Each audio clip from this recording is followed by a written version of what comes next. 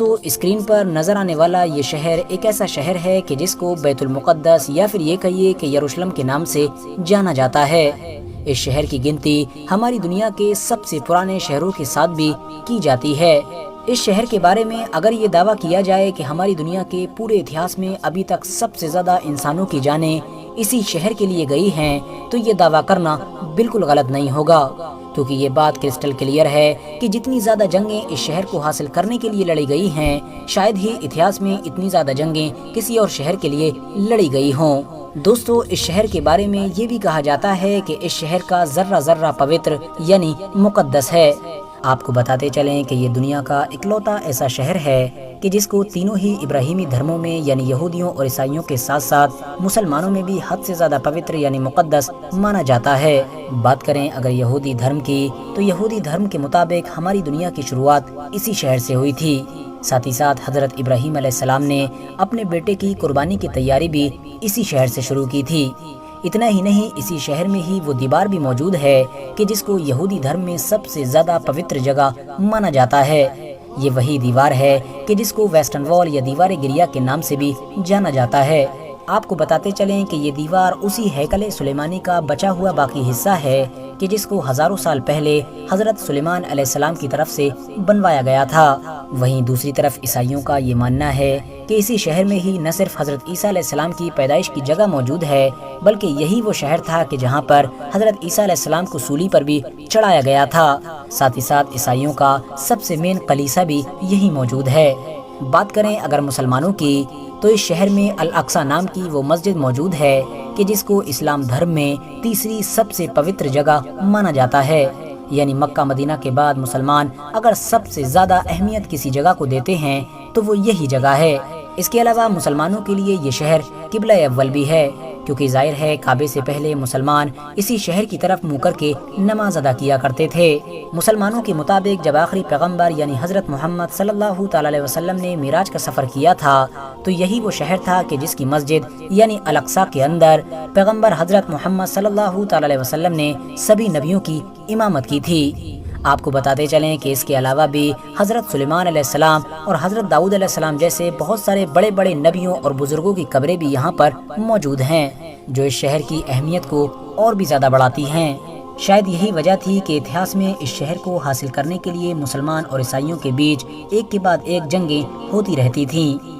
مسلمانوں اور عیسائیوں کی یہ جنگیں 5، 10، 15 یا 20 سال تک نہیں بلکہ کئی صدیوں تک چلتی رہی تھیں، اور آج کے دور میں بھی اس شہر کو حاصل کرنے کے لیے یہ جنگیں جاری ہیں۔ ہاں وہ بات الگ ہے کہ آج کے دور میں اس شہر کے لیے مسلمانوں سے جنگ کرنے والے عیسائی نہیں بلکہ یہودی لوگ ہیں۔ فی الحال دوستو اب بات کرتے ہیں اس شہر کے اتہاس کے بارے میں کہ آخر اس شہر کی شروعات کیسے ہوئی اور آج کے دور میں یہ شہر جس حالات میں ہے اس حالات میں اس کو کس نے پہنچایا۔ دراصل دوستو ایکسپرٹس کی مانیں تو یہ بات پوری طرح سے کلیئر ہو چکی ہے کہ 8 سے لگ بھگ 7000 سال پہلے بھی اس شہر کے اندر انسانی آبادی ہوا کرتی تھی، جو اس شہر کو اب دنیا کے سب سے پرانے شہروں میں سے ایک شہر بناتی ہے۔ آپ کو بتاتے چلیں کہ ریکارڈڈ ہسٹری کے مطابق اس شہر کو سب سے پہلے حضرت داؤد علیہ السلام کی طرف سے فتح کیا گیا تھا۔ وہی داؤد علیہ السلام کہ جن کو یہودی اور عیسائی دھرم میں ڈیوڈ کے نام سے جانا جاتا ہے۔ داؤد علیہ السلام نے اس شہر کو فتح کرنے کے بعد اس کو اپنی سلطنت کی راجدھانی بنایا تھا۔ حضرت داؤد علیہ السلام نے اس علاقے پر لگ بھگ 33 سال تک راج کیا تھا۔ ان کے بعد ان کی یہ حکومت ان کے بیٹے یعنی حضرت سلیمان علیہ السلام کے پاس چلی گئی تھی۔ وہی سلیمان علیہ السلام کہ جن کو یوروپ میں سولومون کے نام سے بھی جانا جاتا ہے۔ سلیمان علیہ السلام نے ہی اس ہیکل سلیمانی نام کی مشہور بلڈنگ کو بھی بنوایا تھا کہ جس کے اندر تابوت سکینہ کو رکھا گیا تھا۔ تابوت سکینہ ایک ایسا صندوق ہوا کرتا تھا کہ جو حد سے زیادہ خاص ہوا کرتا تھا۔ اس صندوق کے اندر پرانے گزرے ہوئے بہت سارے مشہور نبیوں کے تبرکات ہوا کرتے تھے، جیسا کہ حضرت موسیٰ علیہ السلام کی چھڑی، حضرت ہارون علیہ السلام کا امامہ، حضرت سلیمان علیہ السلام کی انگوٹھی اور اس کے علاوہ بھی بہت ساری چیزیں۔ اگر آپ لوگ ڈیٹیل میں جاننا چاہتے ہیں کہ آخر ہیکل سلیمانی اور یہ تابوت سکینہ کیا تھا تو اس پر ہم آلریڈی ایک ویڈیو بنا چکے ہیں، جس کو آپ لوگ ڈسکرپشن میں دیے گئے لنک کے ذریعے سے دیکھ سکتے ہیں۔ دراصل دوستو حضرت سلیمان علیہ السلام کے چلے جانے کے بعد اس شہر میں بہت سارے اتار چڑھاؤ آتے رہے۔ مگر دوستو یہودیوں کی سب سے بڑی بربادی اس وقت شروع ہوئی کہ جب 598 عیسیٰ پورو میں یعنی حضرت عیسیٰ علیہ السلام سے بھی لگ بھگ 600 سال پہلے بخت نصر نام کے بابل کے ایک ظالم بادشاہ نے ان لوگوں کے اوپر حملہ کر دیا۔ یروشلم شہر پر حملہ کرنے والے بخت نصر نے نہ صرف اس شہر کو پوری طرح سے برباد کر دیا بلکہ ہزاروں یہودیوں کو موت کے گھاٹ بھی اتار دیا، اور اس سے کہیں زیادہ یہودیوں کو غلام بنا کر وہ اپنے ساتھ اپنے علاقے یعنی بابل میں لے کر چلا گیا۔ آپ کو بتاتے چلیں کہ شہر کی اس تباہی میں ہیکل سلیمانی نام کی وہ مشہور بلڈنگ بھی پوری طرح سے تباہ ہو گئی تھی، اور اس بلڈنگ کے اندر موجود تابوت سکینہ نام کا وہ مقدس صندوق تو ایسا غائب ہو گیا تھا کہ جس کا آج تک کوئی بھی پتہ نہیں چل سکا ہے۔ اس کے بعد دھیرے دھیرے وقت گزرتا گیا اور پھر کچھ سالوں کے بعد ہی یعنی 539 عیسیٰ پورو میں ہی سائرس دی گریٹ نام کے ایک ایرانی رحم دل بادشاہ نے اس بابل پر ہی حملہ کر دیا کہ جس بابل کے ظالم بادشاہ نے یہودیوں کو تباہ و برباد کر دیا تھا۔ آپ کو بتاتے چلیں کہ سائرس دی گریٹ نے نہ صرف بابل کو فتح کیا بلکہ ساتھ ہی ساتھ ان سبھی غلام یہودیوں کو بھی آزاد کر کے ان کو اپنے وطن جانے کی اجازت دے دی۔ یہ لوگ نہ صرف اپنے وطن میں واپس ہوئے بلکہ انہوں نے سائرس دی گریٹ کی مدد سے اس مشہور عمارت کو ایک بار پھر سے بنا لیا کہ جس کو ہیکل سلیمانی کے نام سے جانا جاتا تھا۔ مگر دوستو وقت نے اپنے آپ کو ایک بار پھر سے بدل ڈالا اور 70 عیسوی میں اس دور کی دنیا کی سب سے طاقتور سلطنت یعنی رومن سلطنت نے یروشلم شہر پر حملہ کر دیا۔ رومن شہنشاہ یعنی ٹائٹس جب اس شہر میں داخل ہوا تو اس کی فوج نے اس پورے شہر میں آگ لگا دی، ساتھ ہی ساتھ ہیکل سلیمانی نام کی اس بلڈنگ کو بھی پوری طرح سے برباد کر دیا۔ آپ کو بتاتے چلیں کہ جیسے جیسے وقت گزرتا گیا ویسے ویسے یہودیوں کا رومن امپائر کے انڈر میں رہنا اور بھی زیادہ مشکل ہوتا گیا۔ 135 عیسوی میں جب یہودیوں نے رومی سلطنت کے خلاف بغاوت کرنے کی کوشش کی تو رومی فوج نے بغاوت کے جرم میں اس پورے شہر پر ہل چلا کر اس کو پوری طرح سے ویران کر دیا۔ شہر میں رہنے والے ایک ایک یہودی کو بازار میں لے جا کر غلام بنا کر بیچ دیا گیا۔ اتنا ہی نہیں، یہودیوں سے حد سے زیادہ نفرت کی وجہ سے رومی لوگوں نے اب اس خاص جگہ پر کوڑا اور گندگی ڈالنا شروع کر دی کہ جہاں پر کسی دور میں ہیکل سلیمانی ہوا کرتا تھا، یعنی یہودیوں کی سب سے پوتر جگہ۔ آپ کو بتاتے چلیں کہ اس مشہور شہر کی یہ ویرانگی 100 یا 200 سالوں کے لیے نہیں بلکہ کئی صدیوں تک باقی رہی تھی، اور آخرکار 638 عیسوی میں مسلمانوں کے دوسرے خلیفہ یعنی حضرت عمر نے اس شہر کو رومن امپائر سے